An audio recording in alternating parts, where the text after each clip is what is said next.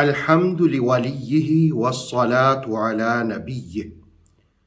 رمضان المبارک اللہ رب العالمین کی انسانوں پر نعمتوں میں سے ایک عظیم نعمت ہے۔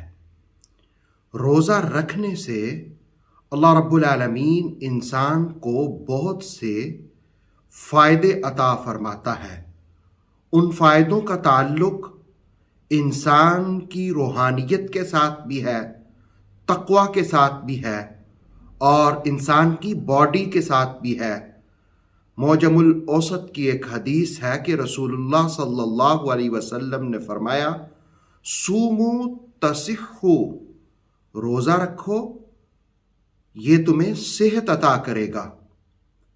اب میڈیکل سائنس کے حوالے سے چند باتیں عرض کروں گا کہ روزہ رکھنے کی برکت سے اللہ رب العالمین ان بیماریوں سے نجات عطا کر دیتا ہے۔ پہلی چیز جو میڈیکل سائنس والے کہتے ہیں کہ اضافی کیلوریز جو ہمارے جسم میں موجود ہوتی ہیں ان کا یہ خاتمہ کرتا ہے۔ بعض اوقات انسان کھانا کھاتا ہے، کیلوریز لیتا ہے، لیکن مناسب ورزش نہیں کرتا، مختلف وجوہات ہو سکتی ہیں، لیکن روزہ رکھنے سے پہلا فائدہ یہ ہوتا ہے کہ اضافی کیلوریز کا خاتمہ ہوتا ہے۔ اور دوسری چیز جو میڈیکل سائنس کہتی ہے وہ یہ کہ جسم کے اندر بہت سارے زہریلے مادے ہوتے ہیں۔ جس وقت انسان روزہ رکھتا ہے تو روزہ رکھنے کی برکت سے اللہ رب العالمین ان زہریلے مادوں کو ختم کر دیتا ہے۔ اور تیسرا فائدہ یہ ہوتا ہے کہ انسان ذہنی جو اس کی کارکردگی ہے وہ بہتری کی طرف جاتی ہے۔ انسان کے ذہن کا تناؤ جو ہے وہ کم ہوتا ہے، تو ذہنی کارکردگی کا بہتر ہونا، ذہنی تناؤ کا خاتمہ ہونا، یہ روزے کا فائدہ ہے۔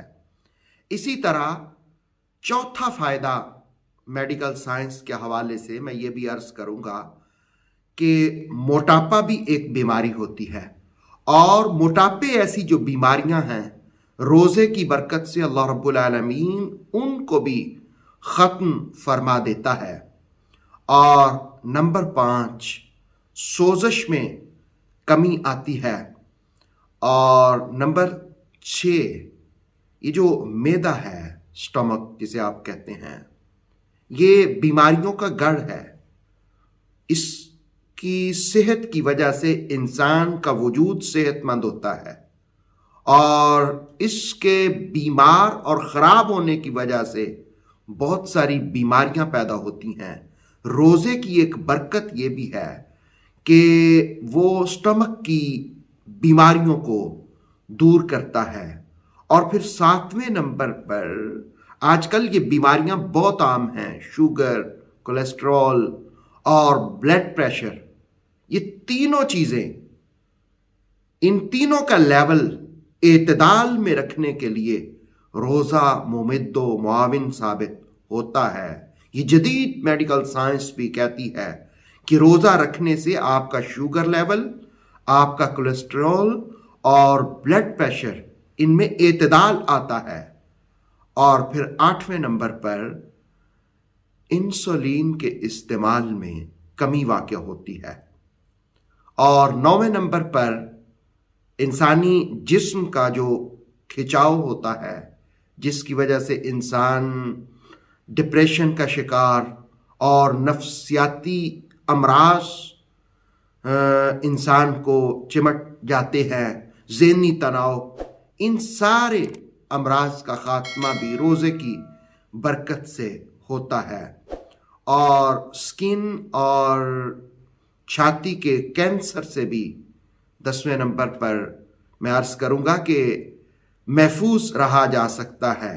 یعنی جلد کا کینسر کے امکانات بہت کم ہو جاتے ہیں، چھاتی کے کینسر کے امکانات بہت کم ہو جاتے ہیں جس وقت آپ روزہ رکھتے ہیں۔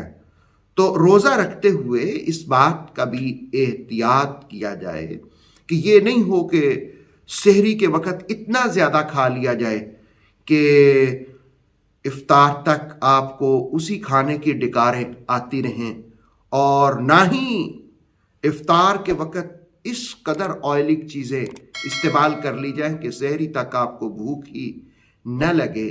اس کا مطلب یہ ہے کہ آپ تھوڑی بھوک اور پیاس برداشت کریں تاکہ یہ جو بیماریاں جن کا ذکر ہوا ان کے خاتمے اور ان میں کمی واقع ہو۔